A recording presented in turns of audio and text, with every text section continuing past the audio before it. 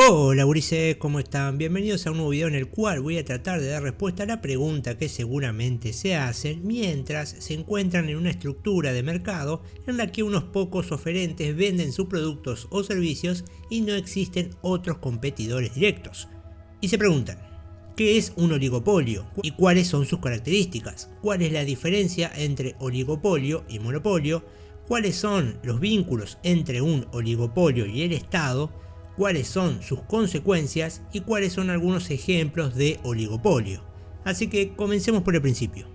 Un oligopolio es una estructura de mercado en la que unos pocos oferentes venden sus productos o servicios y no existen otros competidores directos. Como consecuencia, los compradores no tienen posibilidad de elegir productos de la categoría que no sean de esas pocas compañías y deben pagar lo que éstas decidan. El oligopolio es lo opuesto al libre mercado, que se regula por la ley de la oferta y de la demanda. En los oligopolios, solo unas pocas compañías logran dominar un rubro o área de negocio y generan una competencia imperfecta. Cualquiera de las pocas empresas que conforman un oligopolio puede influir en el precio de sus productos en el mercado.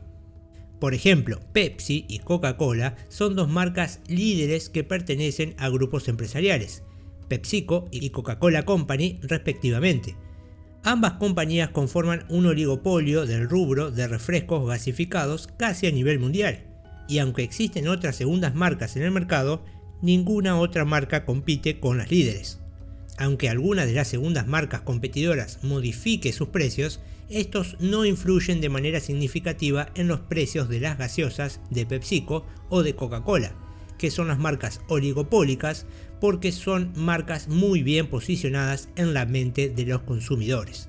Si desprendemos etimológicamente la palabra oligopolio, nos encontramos que proviene o deriva del antiguo griego, donde tenemos las palabras pocos y vender, y hace referencia a la existencia de pocos vendedores. Un oligopolio es una situación de mercado en la que hay muy pocos oferentes y muchos demandantes. Un oligopolio no ocurre cuando unas pocas marcas dominan el mercado, como Pepsi o Coca-Cola, sino cuando unas pocas compañías o grupos empresariales dominan una categoría del mercado en su totalidad, como PepsiCo o Coca-Cola Company, con toda su línea de gaseosas de primera y segundas marcas. Ahora pasemos a hablar de cuáles son las características de un oligopolio. Entre las principales podemos destacar las siguientes, que es una estructura del mercado en la que existen muy pocas empresas oferentes y muchos demandantes.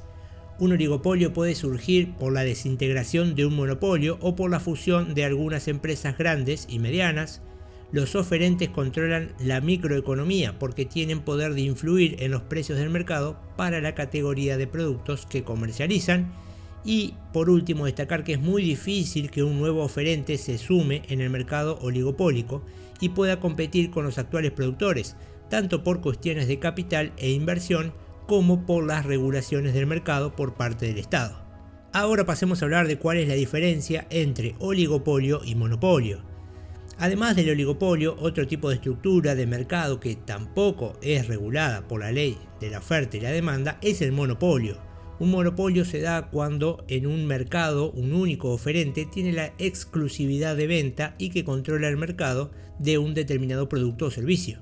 Por ejemplo, una única compañía que brinda servicio de suministro de energía eléctrica en un municipio.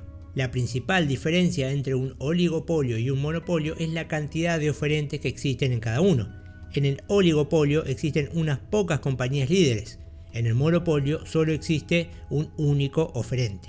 Ahora pasemos a hablar de los vínculos entre un oligopolio y el Estado.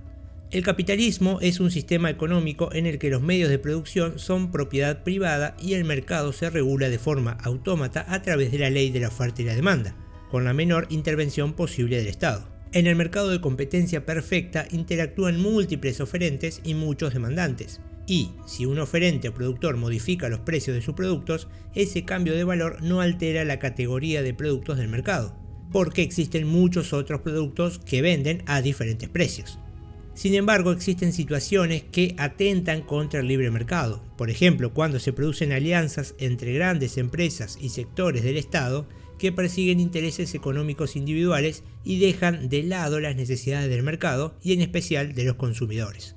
Estos vínculos entre compañías y el Estado que permiten la expansión de oligopolios suelen enriquecer a los grupos minoritarios del poder en lugar de priorizar los beneficios para toda la población. Si las normativas nacionales permiten el desarrollo de negocios que benefician solo las empresas oligopólicas, se considera una situación de fraude. Por ejemplo, algunas compañías agroindustriales que producen y comercializan semillas genéticamente modificadas y herbicidas conforman oligopolios en el mercado mundial, en parte porque han establecido convenios en diferentes países que, debido a las decisiones políticas y las legislaciones particulares, que suelen ser fraudulentas, tienen aval para comercializar de manera casi exclusiva en cada país. Como consecuencia, arrasan con los pequeños y medianos productores agrícolas locales que los obligan a utilizar sus productos de biotecnología para continuar trabajando la tierra, a costa de enriquecer a los emporios extranjeros y a los funcionarios de turno. Si las leyes nacionales protegieran el rubro de la agroindustria, a los trabajadores de la tierra y a la población que consume productos genéticamente adulterados, estos oligopolios internacionales no podrían actuar a nivel local. Ahora pasemos a hablar de cuáles son las consecuencias del oligopolio. La dificultad de permanecer en el mercado local no puede competir con la estructura y los precios de las compañías oligopólicas, y esto hace que cada vez menos emprendedores y pequeñas empresas locales puedan mantenerse en el tiempo. Un mercado controlado y planificado, las cantidades de los bienes a producir y a sus respectivos precios del mercado están sujetos a las decisiones de unos pocos oferentes.